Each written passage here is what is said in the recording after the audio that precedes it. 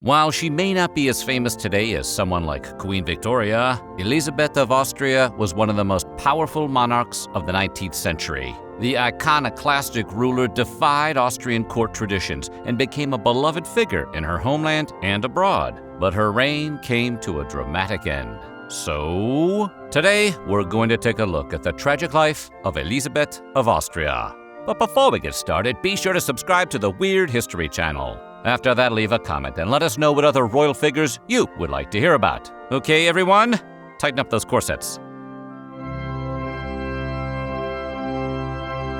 Despite the fact that she would one day become a powerful ruler, Elisabeth of Austria, or Sisi to those who knew her, was a fairly obedient child.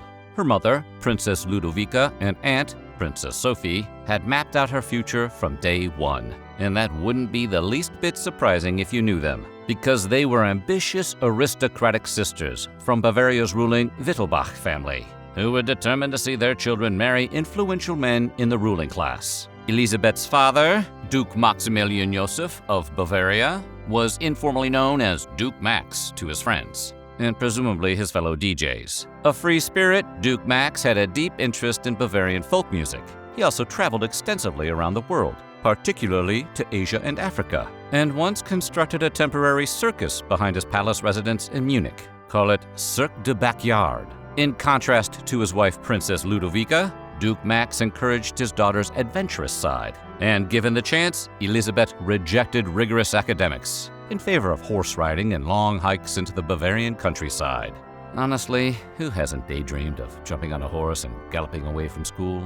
In some ways, her unorthodox upbringing limited her ability to adhere to a conventional royal lifestyle. But that seemed to be the way she and her dad liked it. Princess Ludovica wanted to introduce her older daughter, Helene, to her sister Princess Sophie's son, Franz Joseph, the Emperor of Austria, which is a nice gig if you can get it. Ludovica and Sophie arranged for Franz Joseph and Helene to meet, with the intention that he would court and marry her. But because formulaic romantic comedies hadn't been invented yet, they decided to send Elisabeth along with Helene. And of course, Franz Joseph fell in love with the wrong sister. Yes, the 23-year-old emperor decided he was more into his 15-year-old cousin Elisabeth than her older sister, who, if you're keeping track, was also his cousin. He was, in fact, so into Elisabeth that he married her on April 24, 1854, just 8 months after their first meeting. So, rom-coms hadn't been invented, but they were familiar with the show Married at First Sight.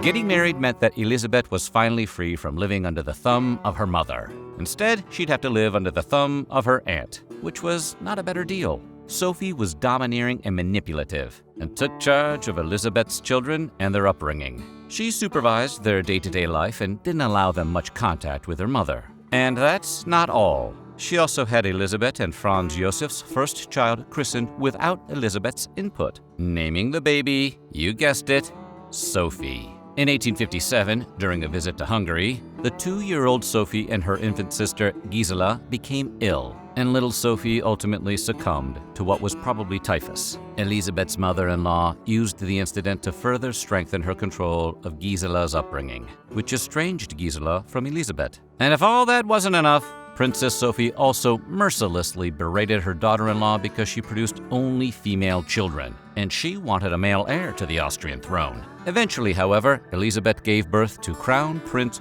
Rudolf. She actually got to pick that kid's name. Meanwhile, Franz Josef may have been an emperor, but he was no prince. He had a roving eye for other women and engaged in several affairs during his marriage to Elisabeth. Even worse, based on factors like Elisabeth's mysterious illnesses, her prolonged absences from the Viennese court, and her refusal to have any more children, scholars believe that Franz Josef may have, given her something. The emperor did not pay attention during health class. He probably didn't even go. Elisabeth did eventually give birth to another daughter in exchange for a guarantee from her husband that he would crown her Queen of Hungary in June of 1867. Aw, and they say romance is dead. But she wasn't totally without support. Elisabeth and her cousin Ludwig were thick as thieves. Both enjoyed royal prominence at an early age, with Elisabeth becoming Empress of Austria at 17 and Ludwig becoming King of Bavaria at 19. The Forbes 30 Under 30 list has nothing on them. Under pressure to marry, Ludwig proposed to Elisabeth's sister, Sophie Charlotte, in January of 1867. But Ludwig ultimately called off the engagement in October of the same year. So what happened? Well, based on his diaries and private letters, Ludwig was very likely homosexual. And a recent addition to the German Provisional Code made homosexual contact illegal. In any case, he never got engaged again. What he did do was bankrupt the state of Bavaria with his grandiose castles and get himself deposed by a government-led coup d'etat. He drowned in a Bavarian lake 3 days later, on June 13, 1886, and Elisabeth was distraught at the loss of her confidant.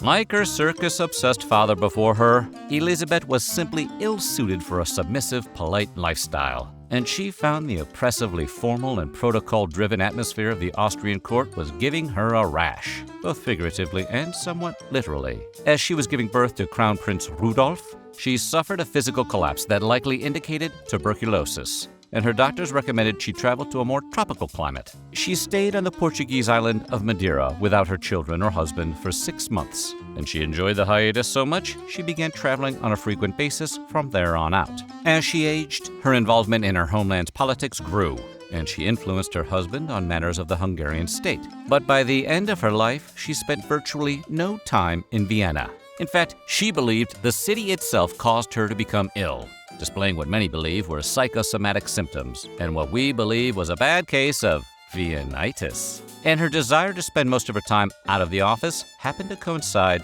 with another problem. Despite receiving co-lead billing in the Austro-Hungary Empire, Hungary was historically oppressed by the arrangement. And in 1848, after popular uprisings in Hungary threatened Austrian rule, Franz Josef instituted harsh reprisals against the Hungarian people, which obviously did not do much to improve relations. Elisabeth, on the other hand, was sympathetic to Hungary, a point of view likely encouraged by a possibly romantic relationship with Count Gyula Andrássy, a Hungarian populist leader who put his whole Andrássy into everything.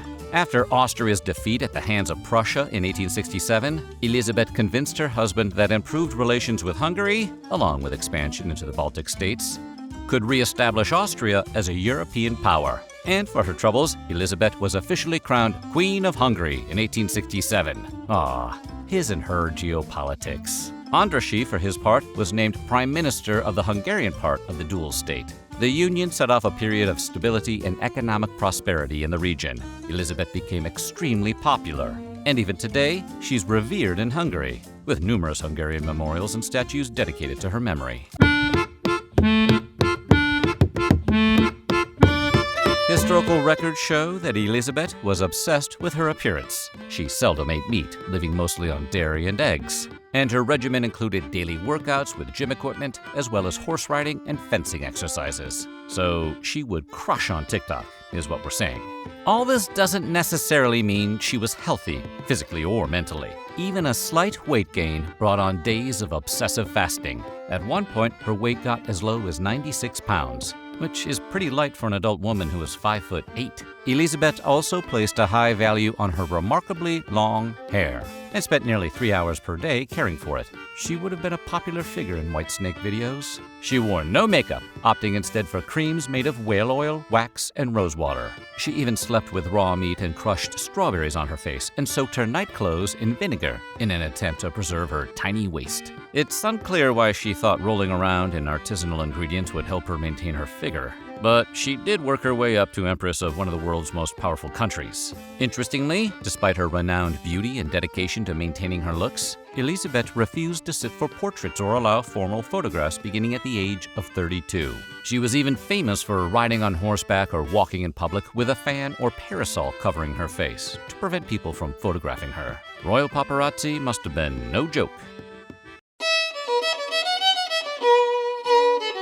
Elisabeth's son, the Crown Prince Rudolf, was a progressive thinker with an outlook similar to hers. Initially, he embarked on the life of a traditional crown prince, which is to say he got married in his early 20s to a member of the Belgian royal family and fathered a daughter. Classic prince stuff.